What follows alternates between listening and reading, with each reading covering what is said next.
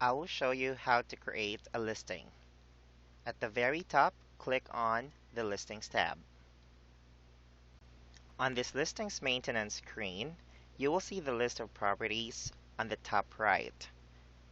If, for example, you want to create lots and land, then you have to click Lots and Land until it's highlighted. But what we will do is for residential property. Click on the plus icon to add new listing.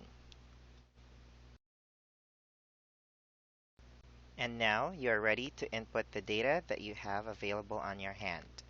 And if you notice, there are some boxes in orange. These are the minimum requirements in order to save a partial listing. As you can see, the Save Listing button is grayed out. In order for this button to be available, you need to fill in all those boxes in orange. Let's start with the list date. Set it to today's date. Next is the expiration date.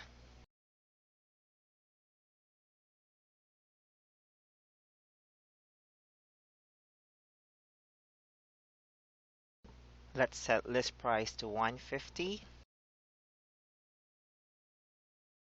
Let me put test for the street name.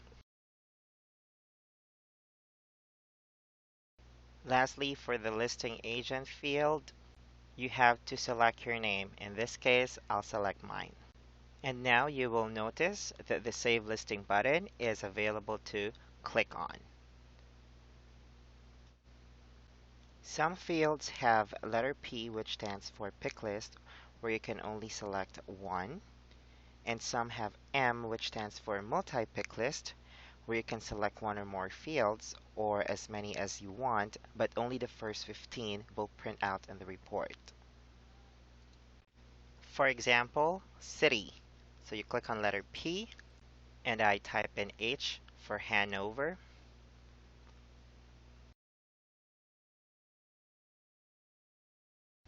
Now let's look for a field which is multi-pick list. So for example, sewer. I will pick public installed first. Next is holding tank only. Lastly is septic system. Once complete, you can click on Add Criteria button below. And if you notice, there are numbers before the items. That's how the order of items will print on the report. And if you're not yet ready to assign an MLS number, just click on the Save Listing button again. Assuming that you're ready to assign an MLS number to this property, but the Save and Assign button is grayed out. That is because there are missing required fields labeled in red that needs to be filled in. So what you have to do is click on the Validate button to quickly check on those missing fields.